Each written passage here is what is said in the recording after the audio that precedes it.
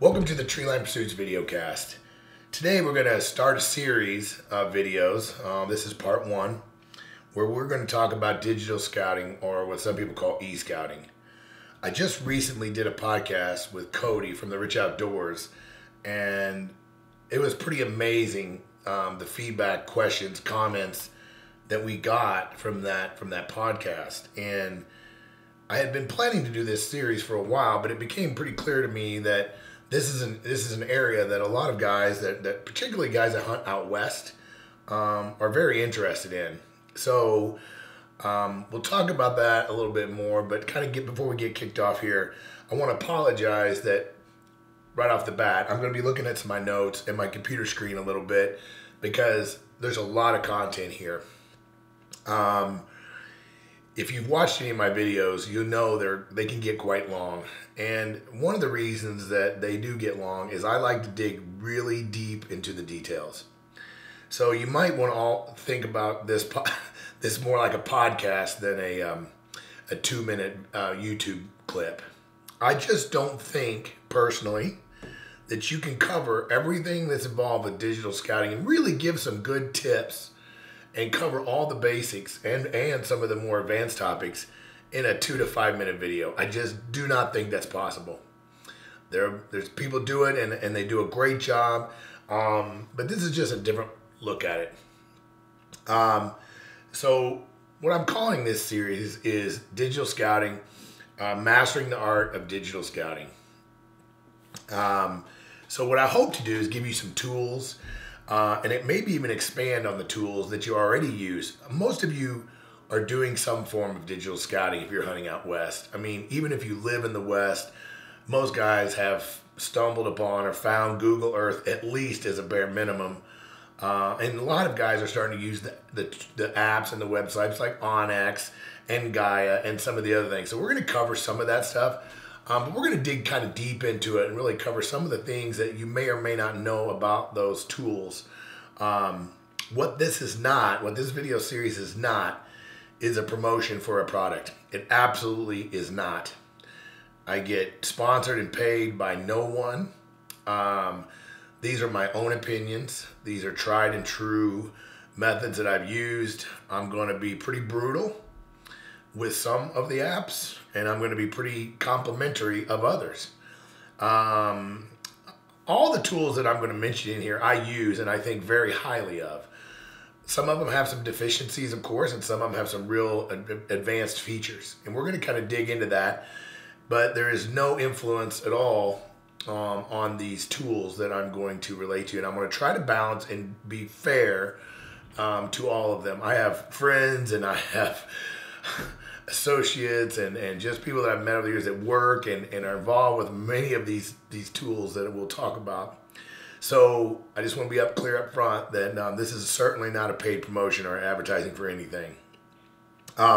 Ultimately, I hope some of these techniques will help you develop a working hunt plan. The ultimate goal here is, once we work through this series, is that you're going to have the resources and the ability to develop a hunt plan. That's the end goal for the way I approach it. And we'll talk more about the hunt plan, but basically a hunt plan is a mapped out, organized string of data that's going to allow you to go from spot to spot to spot and hunt and have backup options if spots don't turn out or roads are open or whatever the case may be, that you've got multiple spots that you can use during your hunt without having to think about it when you're in the field.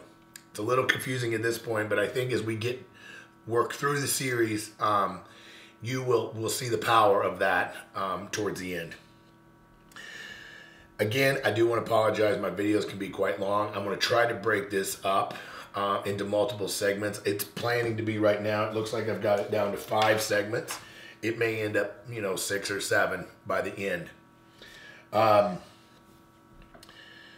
So my series plan, the agenda, so that you have some kind of idea of what I'm planning to do in the series. Again, some of this may change, but part 1 is the video that we're doing today. This is the introduction to digital scouting, is what I'm calling it. We're going to talk about why it's important. We're going to talk about why people don't do it. We're going to talk about facing realities. I think that's something a lot of hunters have trouble with, facing the realities and their limitations that they placed upon themselves by what type of hunt they're going to do.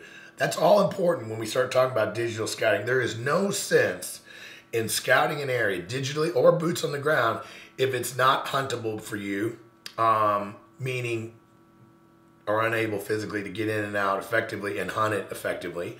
Number two, get your game and your meat in and out effectively, especially like in archery season and weather dependent areas. So discussing limitations and realities a little bit is a precursor to digital scouting. Then we're going to talk about establishing your base or your core area. That's a very integral part to how I start I call it digital scouting, but really you'll find out as we get started, the first parts of it involve some digital, but there's some actual paper maps involved in the first part. And then we're going to talk about at the end of segment one determining the zones of pressure is what I call them. Once we kind of break down our core area and we find out what we're going to focus on, then we'll start looking at the zones of pressure. We'll also discuss very briefly, we'll discuss species, state, take method, and application. Again, it's not really part of digital scouting, but you cannot do digital scouting if you do not cover those things. If you do not know where you're going to hunt, number one, if you do not have a tag, number two, and what state you're going to do, what method you're going to do, what season you're going to do, those things all relate to digital scouting. So we're going to briefly cover how I kind of evaluate that as part of this. Part two, we're going to discuss using the tools of the trade. That means we're going to really that's going to be a long segment, and it may actually be broken into two. I'm going to really break down how I use elk hunting 101, which I highly endorse. I get nothing from Corey Jacobson, but I love his program. OnX Maps, we're going to talk about how I use OnX both on the desktop platform and on my app in the field. I live with that app on my phone. It's just very important to me. The other one, which is almost equally important to me, is Gaia GPS, incredibly powerful tool. We're going to talk about Google Online versus Google Pro and how I use them and how I integrate the data from Google Earth into both Gaia and OnX and into my handheld GPSs when I'm in the field. And then we're going to talk about CalTopo a little bit. It's another program. And then there's some other things we're going to have in that part two. In part three, we're going to talk specifically about how to find elk. In this segment, we're going to kind of focus on elk, but a lot of these tools and techniques can easily be applied to the other big game animals, particularly deer. So for the examples we're going to use, we're going to try to focus in on elk. We're going to talk about what we're looking for when we're trying to find elk using digital scouting techniques. We're going to talk about how to use the markup tools that are available to you in all the platforms that we're going to discuss. And we're going to talk about developing a system of marking and coordinating your waypoints, paths, routes, all the things that you're doing. We're going to talk about how you organize those and how you use those. That's really an important part of the process. If you're doing a lot of digital scouting and you're looking at a lot of areas and you're doing it year after year, it's kind of developing a system for that. We're talking about how to combine systems and applications, how I integrate OnX, Gaia, Google Earth in the field and at home, and how I use them all together. We're also going to talk about access identification. So when we're finding elk, it's one thing to find where they are. But the second step, and maybe even more important than finding the elk, is can you get to them? What's the path in? What's the best, least resistance path to get to the areas that you've identified? We'll talk about access identification. In part four, we're going to talk about managing your data. This is a weak area for a lot of guys I know where they just get on Google Earth or they get on their programs and they mark a lot of spots and there's really not a lot of organization to them. And then years and years down the road, it becomes a kind of a jumbly mess. The reason I talk about that is because that's how it started out with me. And so now I've kind of developed some systems I hope to share with you that will help you with that. We'll talk about backup and exporting data, how you move your data around from Onyx, Gaia, Google Earth, and there's others, but those are the three I use the most of the time. In and out of my app, how I organize them in my app, and then how I back them up. Most people do not do that. It's incredibly important. I have lost my hunting waypoint data twice with systems, not to mention names, but twice that's happened to me. And so now I've taken control of that process by kind of backing up my data. The last part, I'm calling it part 5, but it could be a different number by that point, is developing your hunt plan and your strategy. This is key for for the way I like to hunt. It's a written hunt plan. You got A to E, at least 5 options and 2 location options. We'll talk about what I mean by that. We'll also talk about progressive camping, and we'll talk about point-to-point strategy. So the hunt plan is the end game of this digital scouting.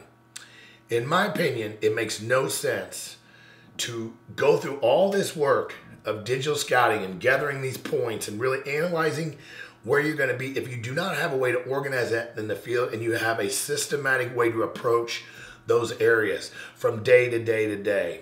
We'll talk about how fatigue, dehydration, your mental awareness, the pressure to succeed, time limitations, all these things put a lot of demands on you when you're in the field. If you have a written hunt plan, you can overcome so many of those things and just stay focused and stay effective when you're in the field. So that pretty much breaks up our agenda. So the first thing we're going to talk about kind of is a little introduction. So some of you guys kind of have an idea of where I'm coming from. Again, my name is Mark Livesay. I started Treeline Pursuits because I really wanted to put out some content for the DIY public land hunter, which is exactly what I am. I've been chasing elk for, I've said this several times, but I think about 25 to 27 years I've been actually elk hunting. Kind of lost track of that. My big game experience started out, I lived in Missouri. So I was traveling east to west. So a lot of my stuff that I talk about is kind of centered on guys that are traveling to hunt elk, because that's what I did for the bulk of, let's call it 22 of those 25 years, was traveling east to west. 2.5 years ago, more importantly, 3 seasons ago, I moved to Montana. My family and I moved to Montana, and now I'm living in the dream state. And people from Montana hate that I just said that. But I love living in Montana now, but I'm still hunting multiple states. Even though I live in Montana and I hunt probably the majority of the time in Montana, my goal each year is to get 3 elk tags and up to 3 deer tags. And in 3 different states. Montana, sometimes you can get 2 tags. Idaho, you can sometimes get 2 tags. So, but my goal is to hunt and harvest at least 3 elk in 3 different states per year. So this year, particularly, I'm hunting Colorado, Idaho, Montana. Is kind of my 3 states. So I usually try to spend, my goal is to spend 70 days, and I know that's a lot, and I know how blessed I am to be able to do it. But I try to spend, and I usually spend upwards of 70 days actually chasing elk and deer in the backcountry. So in order to do 3 states, multiple tags, and spend those amount of days, there is no way that I can accomplish that without an incredibly solid hunt plan. And that hunt plan comes from digital scouting techniques. Even though I live in Montana, I spend very little time with boots on the ground, meaning going into my hunting areas before the season. I try to do it at least 1 trip into my core areas. But there's a lot of things that get in the way. Summertime, family, I'm guiding some trips into Yellowstone. We're doing some fishing trips. But anyway, the point is, I've found that I've been almost as successful strictly doing digital scouting versus boots on the ground. And I know people are shuddering when I say it.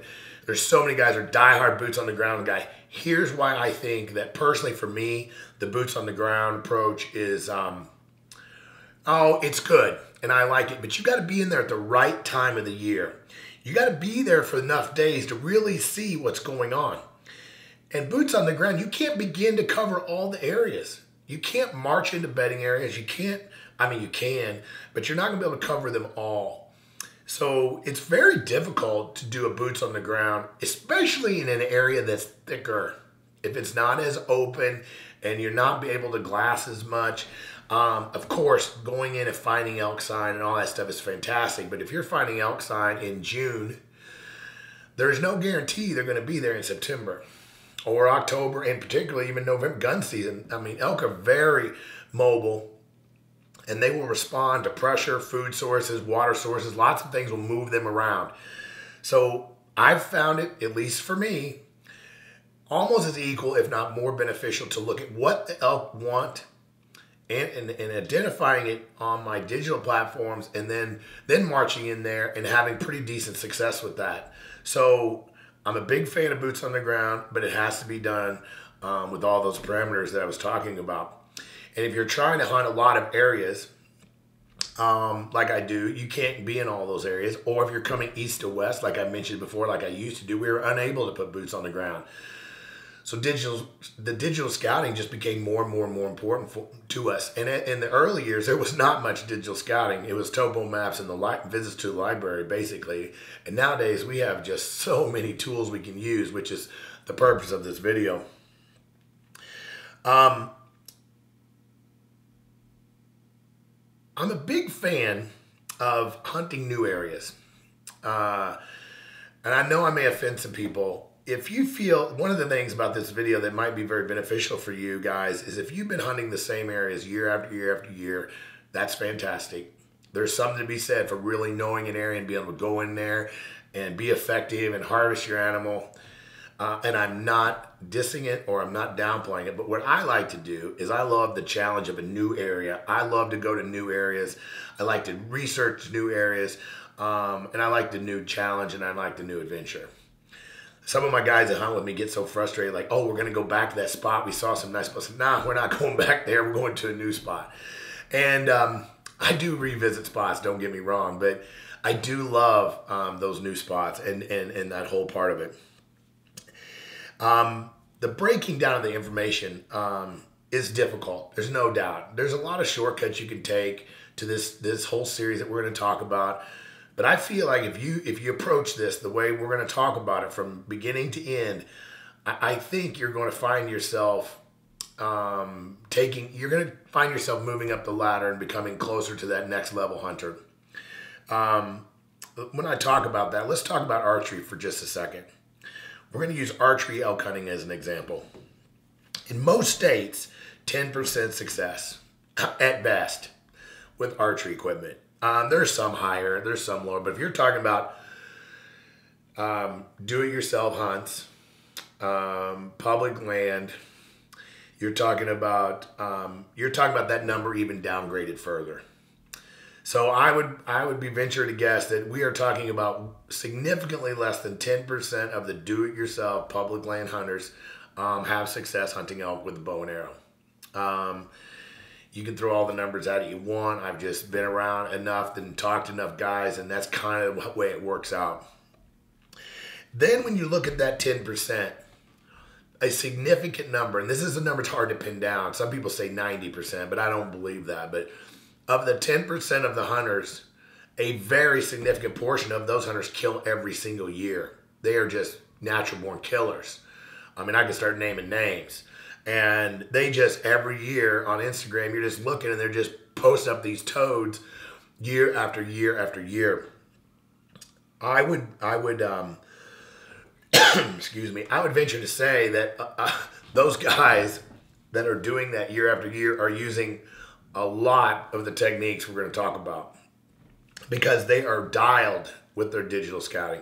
My conversation with Cody, I think he's more addicted and more crazy about digital scouting than I am. My friend Ryan Lampers, we've kind of become friends now since we met at the BHA convention. He's on his computer all the time looking for the next spot. I think Cody and Ryan both spend probably as much or more time digital scouting than I do. Hunting harder is not always the solution. You know, I hear that all the time. Just get out there and hunt harder and you're going to have more success.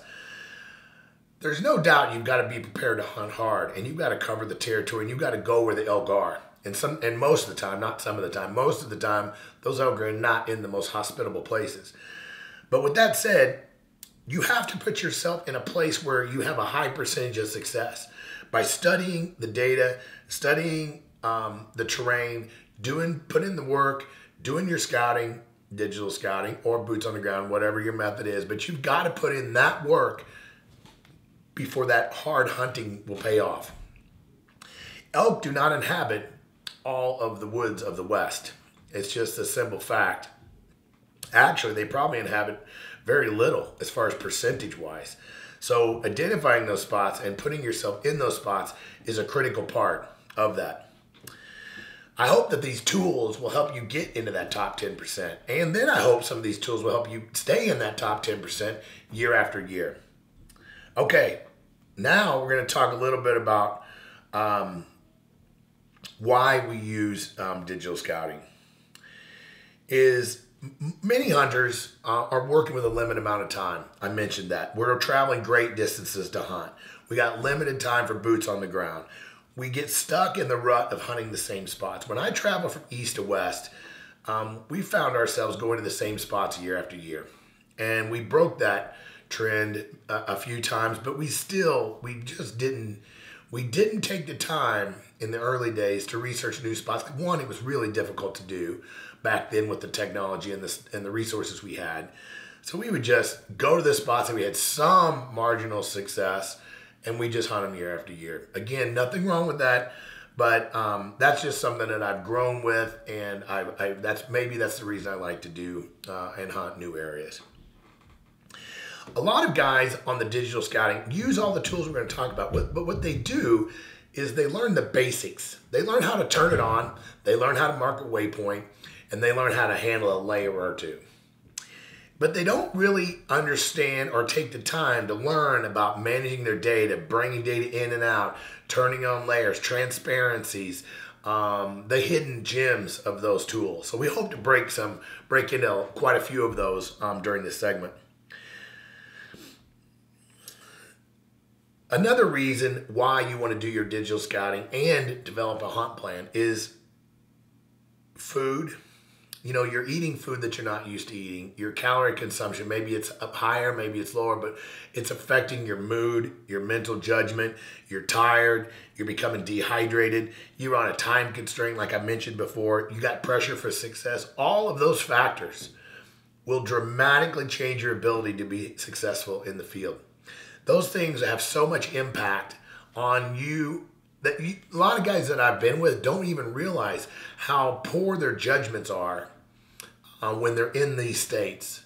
They make bad decisions, they cut corners, they decide not to go here or there, whatever. My point is, if you have a written hunt plan and you have options in writing, it just gives you clarity. It lets you, it really sends you out there armed with the next step and the next progression of your hunt. And I have found that is so invaluable. I can't tell you how many times I've been laying in my tent at night, dejected, haven't seen an elk for 3 days. I'm tired, I'm dehydrated, we're wet, we're having trouble drying our clothes out.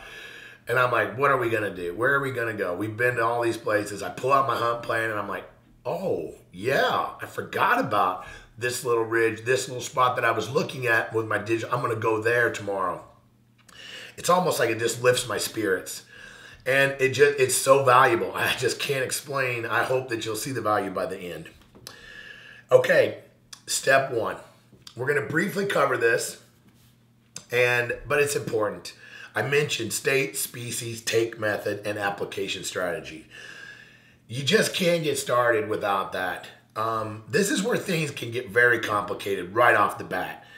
You know, it's like a maze that you have to navigate. You got 11 Western states you've got more than a dozen big game animals. You've got all kinds of seasons, all kinds of take methods, and inside those take methods, all kinds of seasons. Not to mention you got the whole application process, over the counter, limited entry, special tags. It is very complicated to kind of get that figured out. And that may would keep most guys from hunting out west. It's a little overwhelming. Well, the good news is today, there's really no reason for that. There's so many good tools that we're going to start covering here. They're going to help you navigate some of that if you have trouble with that. And which I don't know a guy that doesn't. I have trouble with it. I mean, I almost read regulations. It seems like I read regulations for a living. And I'm still finding things all the time that I didn't know, or hearing things I didn't know. You know, when you start talking about general units, hunting it, applying for a specific unit. For example, I spent a lot of time in Montana, obviously, and Wyoming, and Utah. They're the closest states to me for elk. Wyoming and Montana are general states. Means you can draw a general entry tag and hunt multiple areas, so you can scout and look at multiple units, or you can draw a unit specific. In Idaho, they're kind of region specific, so you can get a tag for a region and or a control tag for a specific area. But my point is, Montana, Wyoming, and Idaho are a little bit, I love those states because they have the opportunity to look at multiple areas when you're doing your scouting. And when you're applying, you're not just applying for one particular unit. Now, don't get me wrong. I apply for the glory tags every year. I go for some premium tags, and I've not drawn many in my career. I go for some incredibly hard tags to draw. And as I get older, I'm going to have to start cashing in points and quit going after some of these tags because I may not draw them, especially with point creep and everything else that's going on. So some of the platforms I use, now these first ones are pay platforms. I call them pay platforms because they require a subscription. But they're incredibly good. I mean, you guys, if you've watching this video, you probably have seen advertisements, or maybe you're members or whatever. But I hope you're using the full power and the resources of these tools. My first and primary and my go-to is GoHunt.com. I cannot say enough about GoHunt.com. It's an incredibly powerful tool. They've just got the filtering 2.0, and the way that you can break down the state and the species and kind of look at it and look at the data. And I just love to spend a lot of time on that site, especially early season, especially pre-application time. They have some great strategy articles that they put out very timely, right before the draws. They also have a summary and breakdown of the state rules and regs. Now, you always probably want to go through the booklets that you can download online or get from the state agency offices, but GoHunt does do a good job of summarizing those very accurately, so you can get the basics there and see if it applies or if it's something you want to kind of tackle. So GoHunt.com is I think it's $149 a year. Again, I pay my membership. I do not get it for free, but it's the best $140, one of the best $140 I spend every year. We'll talk about GoHunt a few more times. The Hunting Fool, I'm not a member of there, but they've got a very good site. They've got some great tools on their site. They seem to be, for me, a little more focused on the application and helping hunters do the application process. Kind of similar to what Cabela's Tags does. Hunting Fool helps guys draw tags that have trouble navigating that maze we talked about. And then they have some very good tools. They have an incredibly good Google Earth KML hunting unit tool, which we'll talk about. I know that's a little foreign to some of you guys, but they have a way to download a file that you can put in Google Earth and will show you your hunting districts for the various states. And really nice tool. And that's for free. That's a free service they provide. Eastman's MRS. You know, I've been a subscriber to Eastman's on and off over the years. I love what they do. I don't personally use the MRS. I know a lot of guys that do. Basically, it's an analysis tool of the data and stats for all the Western states. I think they even have more than the Western states, but I wanted to mention it because it's a pretty good analysis tool. You know, and you can decide on that. And I'm listing these in priority. I mean, obviously, I use GoHunt.com almost exclusively because they have everything I need. But that doesn't mention that the other ones are not as good. So some of the free platforms that you're going to want to use when you're looking at state species take is the hunt planners. A lot of guys overlook these state-specific hunt planners. Almost every Western state has one now. Some of them are better than others. Idaho's got a fantastic one. Montana's is getting better every day. Wyoming's is pretty good. Colorado's is also getting better. I use those a lot when I'm in the planning process and kind of looking at where I would like to hunt, figuring out where I can draw a tag, and just analyzing, they even have some links to stats. They have some private land stuff that you can kind of look at as well. They all have different layers that you can turn it off and on. But again, I'll have links to those, but don't overlook those state-specific hunt planners. If you just Google Idaho hunt planner or whatever, it usually will come right up. State harvest reports. I spend a lot of time with this. This is where you start geeking out a little bit. So I spend a lot of time analyzing harvest data.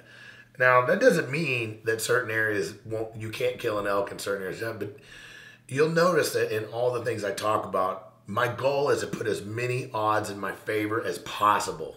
That's really the ultimate goal.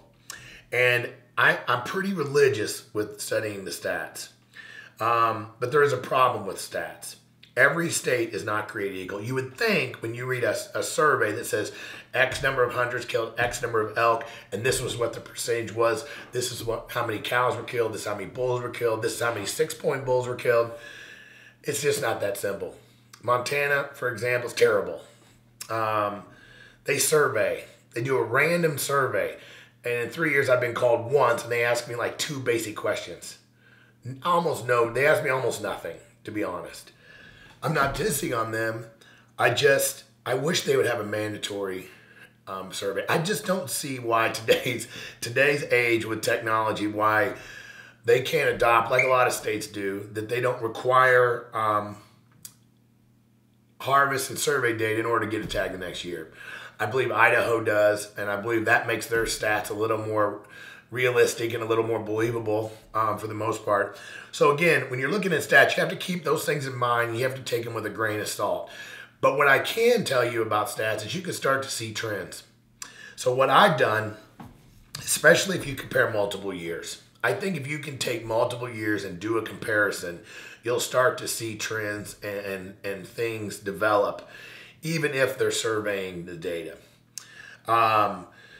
So what I've done is I wrote my own database program, and this is a little geeky. I wrote my own database program, and I import the data. I do Wyoming, Idaho, Colorado, Montana, Colorado. And I import every year's harvest data, full harvest data, and I have different layouts for different states, but I have about 6 years of data in this program, and then I rank and score each unit by factors of criteria of the data that's available. Again, it gets a little bit complicated, but it gives me trends. It doesn't tell me the magic unit. It doesn't spit out, you've got to go to unit XYZ, but it does give me a top 10.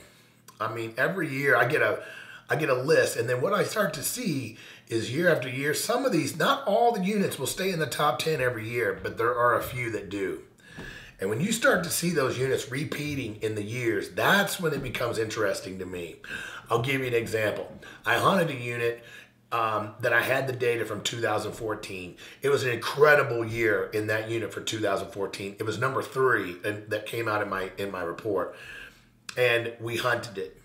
And we had a good hunt there. There was plenty of elk there. We had a great time. We did not get an elk in that unit. Well, I came back and got one later with a rifle, but I did not get one in archery season. But when I looked at 13, 15, 16, 17, and now I'm getting more data of those years now since then, I'm finding out that was an anomaly. It was the only year they were in the top 20 even. So it just goes to show you they had a great year. And then what was really funny was after they had the great year in the 2015, the following year, the place was flooded with hunters. You know, it showed up. I think they had an article in Outdoor Magazine. There was a couple articles written about it. And but it has not repeated. So I don't want to spend a lot of time on that, but you get my point on that. State population and objective reports. A lot of guys do not spend any time with this. There is nothing better to help you find a hunting unit that figure out if there's elk there. And when I mean elk, I mean, are they above objective, below objective? Now, you got to be careful about objectives, because what Montana thinks is objectives is basically what the ranchers think, private land ranch owners think are the objectives. So that's not necessarily the case, but it does give you a reference. So if you'll go to Google and you search for elk research, Idaho, elk objectives, Idaho, elk management reports, Idaho, you will get links to all kinds of elk reports, research reports that these states are doing that kind of fly under the radar. I hope that's a good tip. I have found some incredible information on some of these reports where they've done flyover counts at certain times of year, and you can take a look at where the tagged elk, how they're migrating. Those things all have been very influential in helping me pick units and to kind of decide where I want to focus in on. For example, Idaho has an elk management report. It's 180 pages. It has got more information. It isn't, I hate to even mention that on this video cast, but most of you may not pay attention. But that 180-page elk management report in Idaho is a wealth of information about elk and the behavior of elk and the wolf, the wolf depredation, everything about elk. It's got some great info. So another tool that I use that's free that I just started using was toprut.com. Toprut.com has a pretty nice site, and it's free. They ask for some donations, and I've been using it so much, I feel compelled to make a donation. So I'll be sending you guys a donation. Again, I like what they're doing. I have no connection to them. I don't even know who they are. But I do like their site. They have a very nice, clean way of showing draw odds, harvest, even the unit ID number, which is the only place I've ever seen that. Now, don't rely on that only when you're applying, but they have the unique ID for each unit in the reports. It's more of a spreadsheet looking type report, but they've got some great stats on there and the way it's organized. So you might want to check that out. But what they really have that I like, again, I mentioned those Google Earth KML files. Basically, a KML file, we're going to talk about that when we get into Google Earth, but a KML file is a file that you can import into Google Earth that basically gives you a layers. Google Earth works in layers. It gives you layers with various types of data. For example, in their platforms, they've got, I don't know if I can remember, they've got motor vehicle use, they got the hunting districts, they got topographic, road and contour. There's about 6 things it has, but what's great about it, it's built into a single KML file. Now, it's a big file, and you have to learn how to turn on and off the various layers to really use it. But with a little practice, we're going to go through it on the Google Earth segment, but with a little practice, that's a very, very good little tool, and you can download all those in one. You can find all those things individually, but you can download it from toprut.com for each state and each unit, each hunting unit. So you can really drill down to only the data you need for the unit you want. So you might want to check that out too. They have Arizona, California, Colorado, Idaho, Montana, Nevada, New Mexico, Oregon, Utah, Washington, and Wyoming. Again, this is a pretty new site for me. I have not verified the stats. I have identified a couple of issues, but they were very minor and mainly related to cow, elk, and a couple of things. But I haven't confirmed that, and I haven't matched up. I'm really big on, you'll know, we'll talk about that in a minute. I'm really big on motor vehicle use maps. I haven't verified their motor vehicle use map segments yet either, which I'm going to look at very carefully, meaning on their KML layers. Another thing you can use is the forums, the various hunt forums. Now, I want to be honest with you. If you think you're going to find your next great hunting spot on a chat forum, it's not going to happen. But what you can find on those forums is great information on gear and some strategies and, maybe even some calling techniques and when you do this and when you do that. There's some great stuff out there that I love the information that's available on the forums, but I absolutely do not use any forums of any kind to find a hunting, my next great hunting unit. Unfortunately, I will add, and I hate to even think that this is going on, but there's a lot of trolls out there. Unfortunately, there are some bad apples in the hunting world, and they're posting articles, or they're posting comments on these forums about these great hunting spots. And folks, I'm here to tell you, they're steering you away from their spots. And I hate to think that's going on, but it is. And so just be careful on the forums when you're looking for the next great hunting spot. And keep in mind that however many viewers that forum has is reading that same information. So the next area we're going to talk about is understanding your limits and expectations. Again, when you're starting to get into your digital scouting and you're thinking about where you're going to go and how you're going to hunt, you got to understand what you're able to do.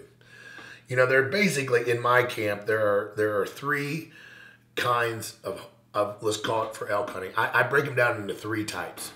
There's backpack elk hunting, where you're taking your gear on your back and you're marching in there and you're getting it done.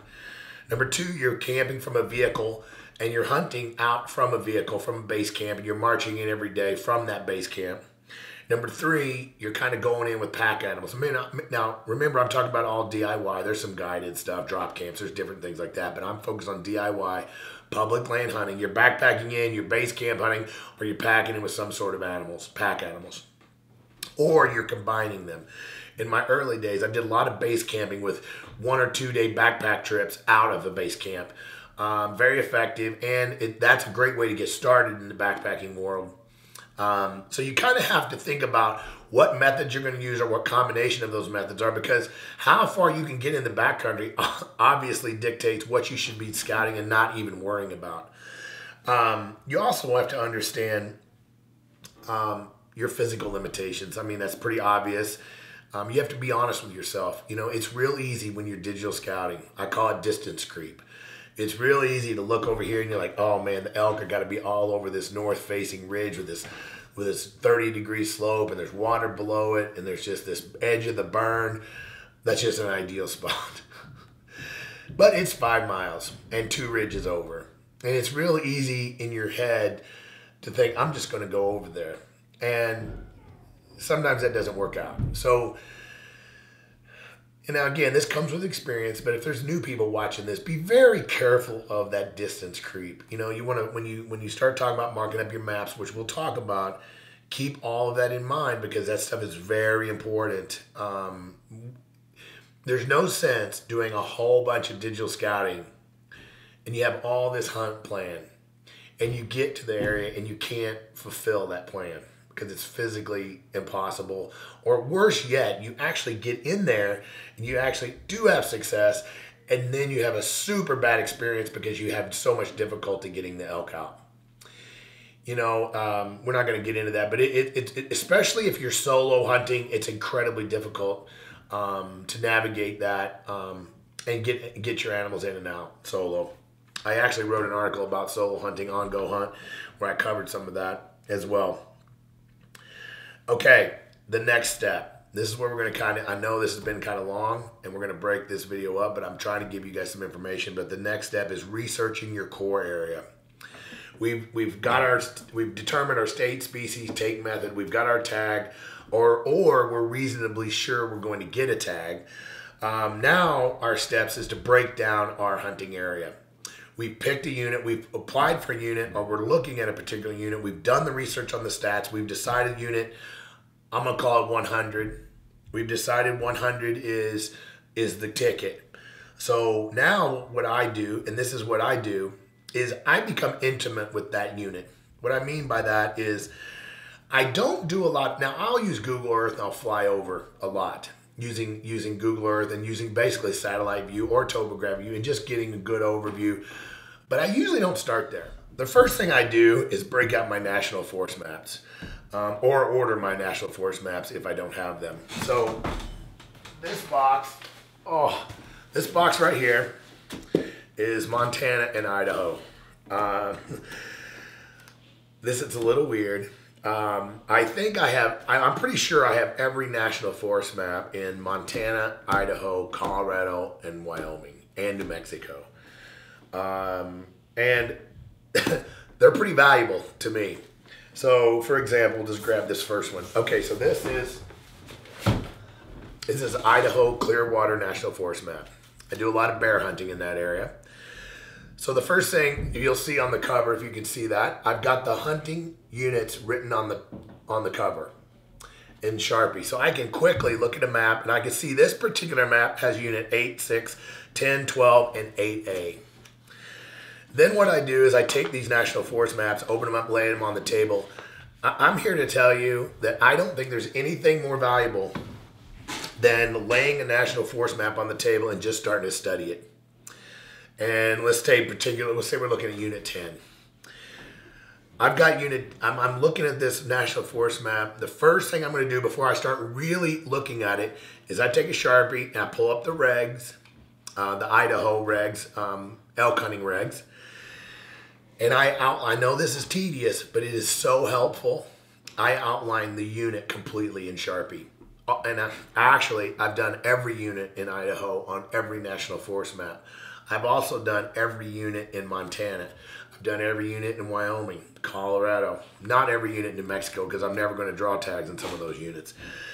But I've outlined every unit. And what it does, it gives me you start to learn the roads, you start to learn the terrain. You get so familiar with your area just by outlining the unit. Then, now that I've got the unit outlined, then I can start looking at just how the private land, public land kind of breaks down, where the wilderness areas are, kind of concentrations of this and that, and just really you can't get that view digitally. You know, it's just difficult on a screen that has a limited amount of viewing and zooming in and out and kind of trying to pan over. I just don't think I can get the view that I need, that I can get off this national forest map just to get started. So then what I do with the national forest maps is, I'm going to back up. Some national forest maps are not created equal. What I mean by that, a lot of it depends on the year they're published. I wish they would publish these. Actually, I don't wish they would publish them more often. There'd just be more money I would spend to get the latest version. But some of these national forest maps have contours. Some of them have integrated motor vehicle use maps, which we'll talk about. And some of them do not. So it kind of depends on which one. And when you buy them, be careful of what versions you're buying. Sometimes they sell multiple years of them. I found that the newest ones usually have the best, the most data like that. So keep that in mind. So the next step I do now that I've got my national forest map, I've outlined my unit, is inside my unit, I am taking a highlighter of a specific color that I've decided to use for this. I do my very best to stay consistent with my highlighter colors on all my national forest maps. I know this is a little geeky, but this stuff does work.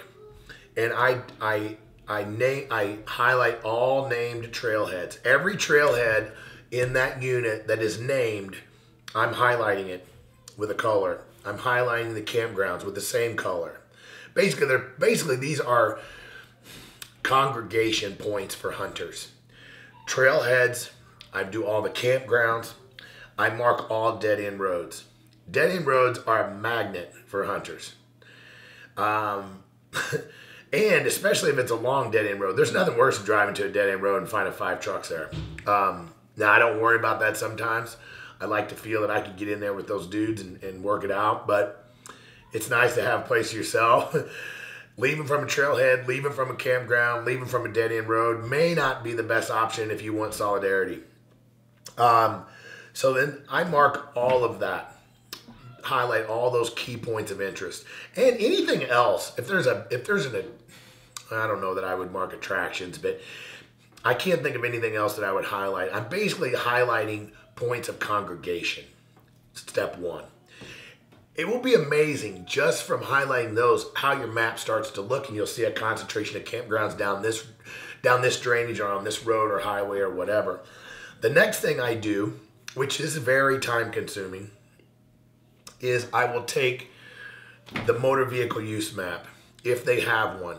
You can download them from National Forest website. I'm going to put a link to the motor vehicle use maps. You can download them in PDF form and print them out. Some have, this is one from the Boise National Forest in Idaho. This one is a very nice one. It's a very big, and it kind of matches the National Forest flow. Idaho motor vehicle use maps are very unique in the fact that they specifically break down motorcycles, ATVs, vehicles greater than 50-inch, whatever it is, the normal vehicle traffic. So anyway, they break them down by types. And so what I do next, again, it's very time consuming, but it's not that bad for just one unit, is I match up and I outline all in red, is what I use, a red highlighter or like a pink highlighter. On my national forest maps, I outline all open roads. Every road that is open to vehicle traffic, I trace and highlight. So that's the next step for that. Then I kind of just start flying over with Google Earth. Now that I've got my national forest map laid out and I can kind of see it visually on a big scale, I begin to start using Google Earth. Not really marking too many points. If I find something, I'll mark it as a POI, meaning a point of interest. I'll come back and visit it later if I find something that's interesting. But at this point, I'm just kind of getting a look at the area. Because, you obviously can't see, and some of these maps, you can't see contours, you can't see vegetation, you can't see a lot of things, obviously on your national forest map. So I start trying to identify areas on Google Earth that look good. And that's about the extent of it. Just that they look good and the terrain looks acceptable and there's some water sources and et cetera, et cetera. I kind of look for a few things, not a lot at that point. So then the areas that I find on Google Earth, then I start going back to my national forest map. And sometimes I do this on the whole unit anyway. But the next step is, you know what, before I get into that, I want to back up. I want to talk a little bit about topographic maps. I'm a big fan of topographic maps. I use them all the time. I just do not use them in print anymore. Meaning I use them in Google Earth. I have a KML layer for topographic maps that I use in Google Earth that you can turn on and off. I'll show you guys how to do that. If you're not doing that, you should be. I use Onyx. I use Gaia. I use for topo. Gaia has the most amazing topographic map layers. There's nothing better than Gaia topographic map layers for using in the field. I know there's all kinds of guys that support all kinds of things, but I told you I was going to be honest about it. Nothing's better. So I really live and die by topographic maps. I just don't print them anymore. And the main reason I kind of don't is I'm just in too many places. And I'm always finding out that I'm off the map or I'm in the corner. And so I just don't deal with the printed topographic maps anymore. Motor vehicle use maps. I don't know that I said enough about that. They're incredibly valuable.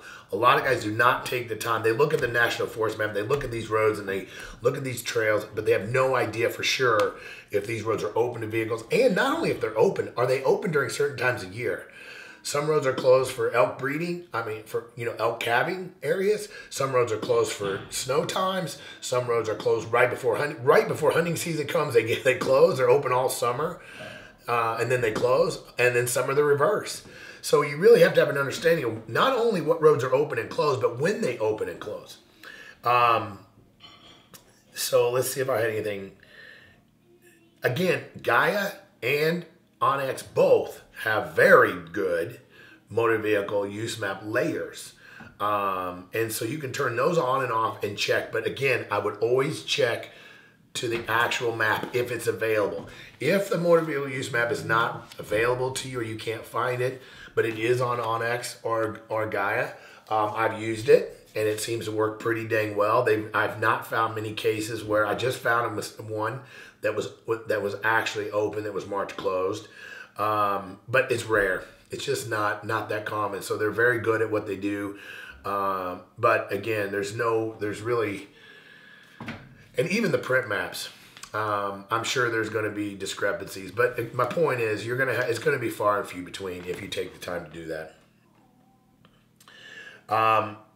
Some of the other things I want to talk about before I talk about what I do with my national forest maps. Some other resources. I use these Delorme Atlas Gazettes.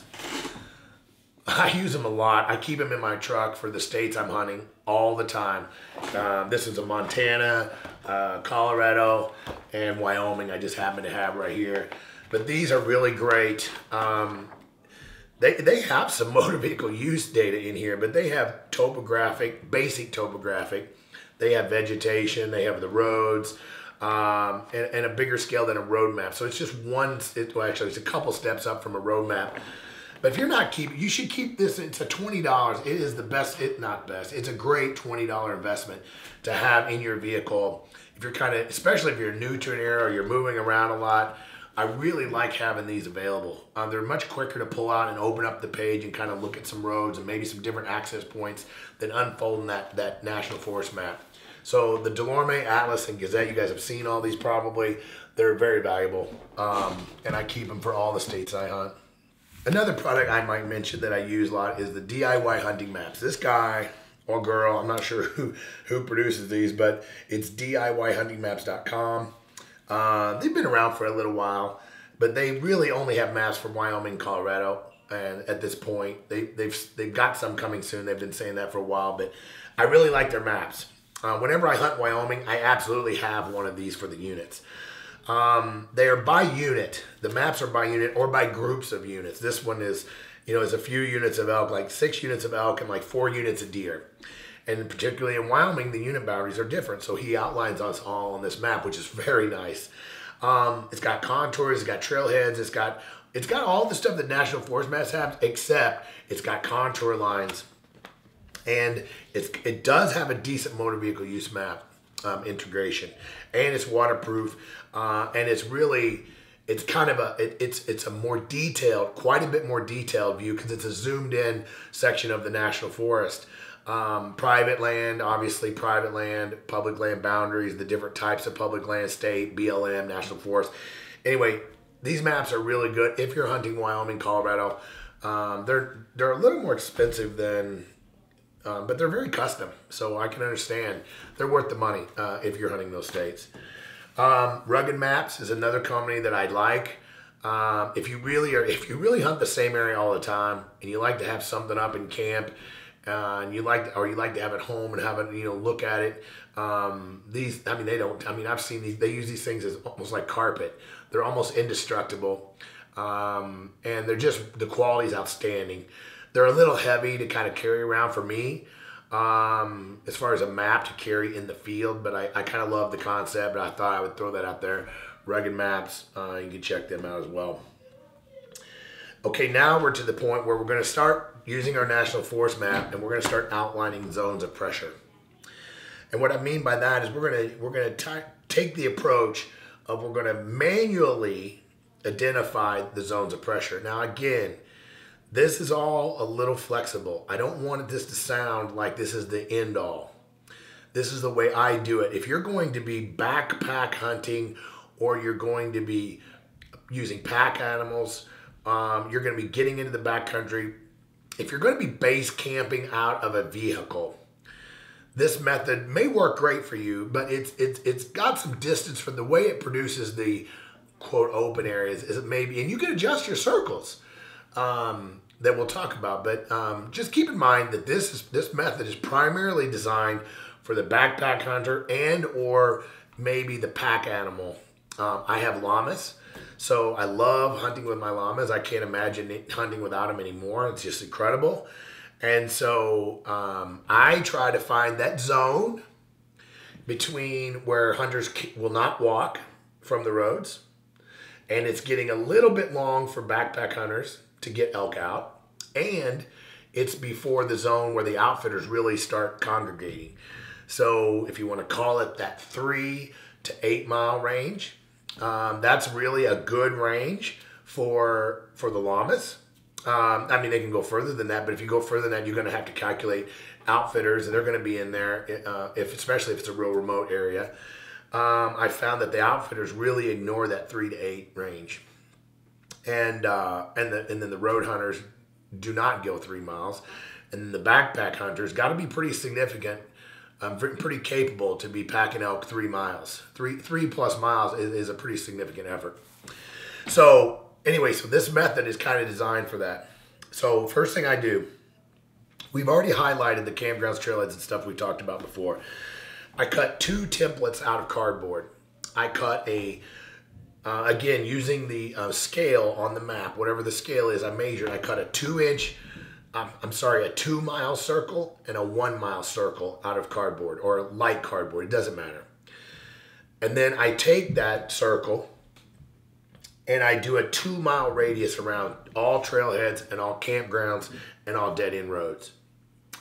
That doesn't mean, folks, that does not mean I'm not going to hunt within that 2-mile circle. Again, remember what I'm doing here is I'm playing the odds game. I'm trying to stack as many odds as possible in my favor. That does not mean there's exceptions. That does not mean, and I'm going to cover a couple of those in a second. It's just this is a good starting point. So I take the 2-mile circle, that's a 2-mile radius, and I trailheads, campgrounds, dead ends. Then I will take the 1-mile circle and I will lay it on that campground or trailhead, and I will go down all open roads and I will connect the circles. If that makes sense, you'll draw a circle and then you'll move it to where the circle meets the top. So basically you're just moving a 1-mile zone around all of the open roads, if that makes sense. Later in my videos, I might try to show that technique, but it's pretty simple. I'm sure you guys are getting it. 2-mile circle around the established points, 1-mile continuous zone around all open roads. So then you've got to look at what's left. Then you start saying, that's when your eyes will start to be opened. You're looking and you're like, whoa, this is a little honey hole over here that's in between all of this. And here's a nice pocket of area that's not inside those circles. I'm going to look at that on Google Earth. That's when I start looking at areas on Google Earth. I start spending more time on Google Earth once I've done this step. If you can find, I don't like to hunt private land borders. I don't know. There's just something about it with me. It's a personal thing. It can be very productive. But if you can find private land borders that fall out of these zones that we just talked about that are outside of those circles, they're gold. Those can be really gold. 1 mile from the road, 2 miles from trailheads, private land border. If you can get to it and hang out in that area, especially if the private land is appealing to elk, if it's got things that obviously that the elk want. In Montana, navigating private land is an issue here because a lot of the lowland, especially gun hunting, a lot of the lowland is private. Idaho, it's not as much of a problem. Idaho is 60-some% public, and a lot of the lowland, a lot of the elk feeding, wintering areas are on public. So different states, different mix. So again, it's just a tip, but it doesn't apply to every state. So what's left that's unmarked is where I start my digital scouting. Okay. That's when I'll start breaking out my tools, Onyx, Gaia, Google, and start really analyzing those areas. So that's about all I'm going to cover in part 1. I know that was long. Thanks for listening, and I'm going to start working on part 2. So make sure you subscribe. I hope you guys subscribe to my channel so you'll get noticed. So it's Treeline Pursuits on YouTube. My Instagram is treeline_pursuits. And again, that kind of breaks down part 1. Part 2 will be coming up. Part 2 may end up being 2 segments. It's going to be tools of the trade. We're really going to dig into the actual application, the tools we've been mentioning, but we haven't dove into them yet. We're going to tackle that next. Thanks for watching.